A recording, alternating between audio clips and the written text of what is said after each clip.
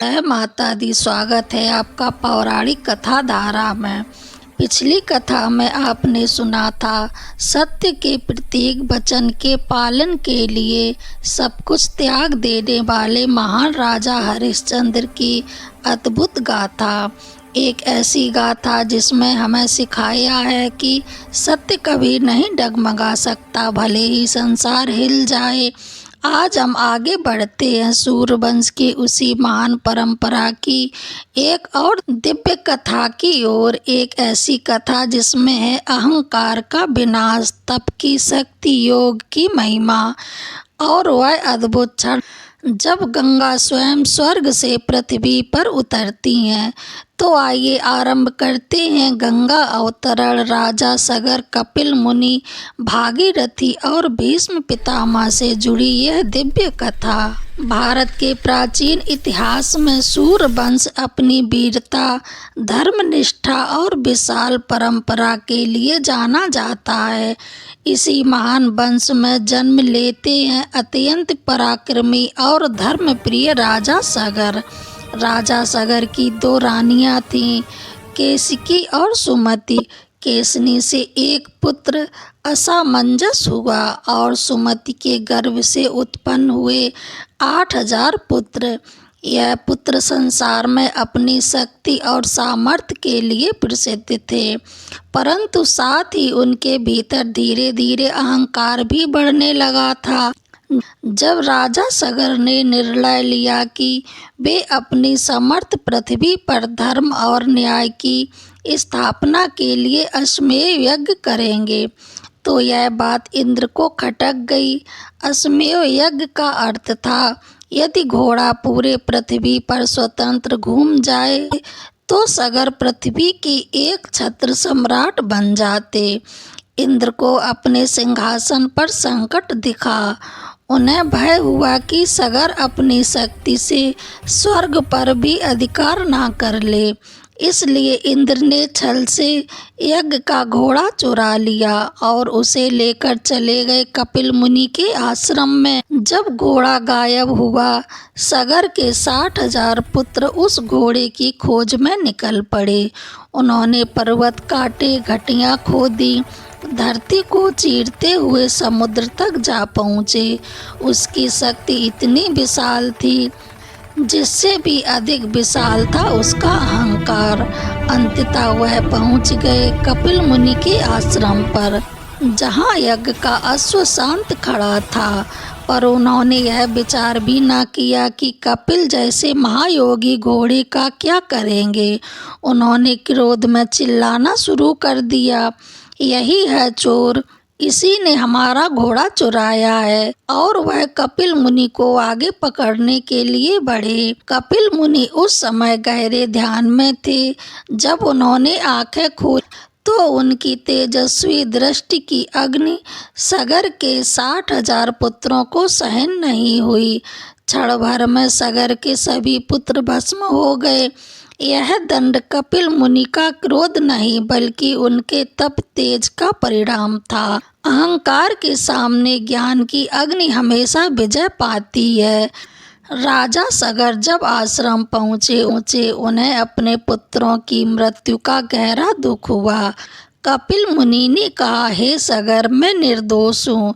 तुम्हारे पुत्रों का विनाश उनके अपने अहंकार से हुआ, परंतु उनका उद्धार भी तभी होगा जब गंगा स्वर्ग से पृथ्वी पर उतरेंगी और उनके भस्म को स्पर्श करेंगी।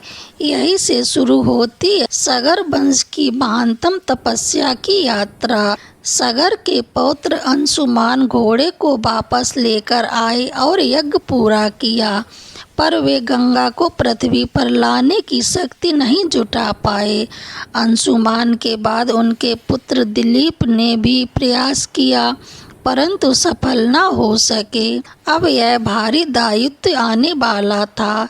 दिलीप के पुत्र सगर के प्रपौत्र सूर्यवंश के सबसे महान तपस्वी भागीरथ के हाथों में। भागीरथ ने मन में संकल्प लिया, जब तक उनके पूर्वजों का उद्धार न कर दूं, तपस्या नहीं छोड़ूंगा। उन्होंने हिमालय की गहरी गुफाओं में प्रवेश किया, निरंतर वर्षों तक तप किया, कभी जल त्याग, कभी आहार त्याग, कभी धूप में खड़े होकर, कभी बर्फ में बैठकर। अंततः ब्रह्मा जी प्रसन्न हुए और बोले, हे भागीरथ, गंगा पृथ्वी पर उतर सकती है, लेकिन उसका वेग इतना विशाल होगा कि पृथ्वी उसे सहन नहीं कर पाएगी। उसका वेग रोकने को एकमात्र समर्थ देवता है महादेव शिव। भागीरथ ने शिव की पूजा शुरू कर दी। उनकी कठोर तपस्या से स्वयं भगवान शिव को प्रसन्न कर दिया। शिव प्रकट हुए और बोले, हे भागीरथ, चिंता मत करो, मैं गंगा के वेग को अपनी जटाओं में रोक लूँगा। जब गंगा को पता चला कि उन्हें स्वर्ग छोड़कर पृथ्वी पर जाना है, तो वे मुस्कुराई, धरती मेरा वेग नहीं सह सकेगी, मैं गिरते ही उसे बहा दूंगी। लेकिन उन्हें क्या पता था कि शिव कौन है। गंगा प्रचंड वेग से धरती की ओर गिरी। उनकी धाराएं पर्वतों को फोड़ती हुई गिरने को थी, परंतु उसी क्षण शिव ने अपनी विशाल जटाएं खोल दी और गंगा को उसमें बांध लिया। गंगा संघर्ष करती रही, मुक्त होने का प्रयास करती, परंतु शिव की जटाओं से कौन निकल पाए। अंततः शिव ने अपनी एक जटा खोलकर गंगा को धीरे धीरे पृथ्वी पर प्रभावित कर दिया। वह स्थान आज गंगोत्री कहलाता है। गंगा भागीरथी के पीछे पीछे चल पड़ी। जहाँ जहाँ वे गईं, धरती पवित्र होती गई। कई घाटियाँ बनी, नदी के नए मार्ग बने। यह दृश्य देवताओं और मुनियों के लिए अद्भुत था। एक स्थान पर गंगा का वेग जैन मुनि के आश्रम में फैल गया। ऋषि क्रोधित हुए और उन्होंने गंगा को पी लिया। भागीरथ ने विनम्र होकर उनसे क्षमा मांगी। जैन मुनि ने प्रसन्न होकर गंगा को पुनः छोड़ दिया। यहीं से गंगा जाह्नवी नाम से भी प्रसिद्ध हुई। अंततः गंगा उस स्थान पर पहुंची जहां सगर के पुत्र भस्म हुए थे। जैसे ही गंगा जल उनके भस्म पर गिरा, सागर में दिव्य प्रकाश फैल गया और सगर के पुत्रों को मोक्ष प्राप्त हुआ। देवताओं ने भागीरथ पर पुष्प बरसाए। यही कारण है कि आज भी कठिन कार्य को भागीरथ प्रयत्न कहा जाता है। अब आप सोचेंगे कि इस कथा का संबंध महाभारत के महान योद्धा भीष्म पिता से कैसे है।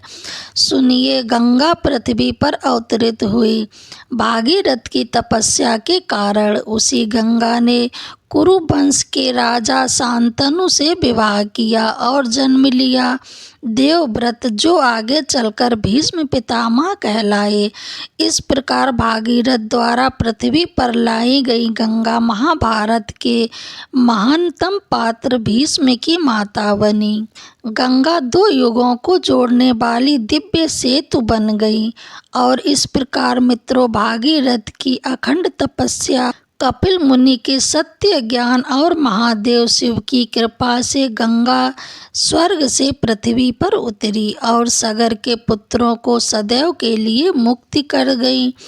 इसी गंगा की गोद में जन्म लेते हैं महाभारत के परम योद्धा भीष्म पितामह, जिनकी प्रतिज्ञा, त्याग और निष्ठा पूरे इतिहास की धारा बदल देती है। लेकिन कहानी यहाँ समाप्त नहीं होती, क्योंकि सूर्यवंश का यह पवित्र प्रभाव आगे बढ़ता है। राजा दिलीप, राजा रघु और फिर महाराज दशरथ। अगली कथा में हम लेकर आएंगे रघुवंश की अद्भुत परंपरा, जहाँ से शुरू होती है मर्यादा, धर्म और सत्य की परम गाथा, श्री राम की ओर अग्रसर होती है। तब तक के लिए जय श्री राम, जय माता गंगा, जय महादेव। आपको ये कथा कैसी लगी कमेंट में हर हर महादेव जरूर लिखें और मेरे चैनल को लाइक, शेयर, कमेंट, सब्सक्राइब जरूर करें। जय माता दी।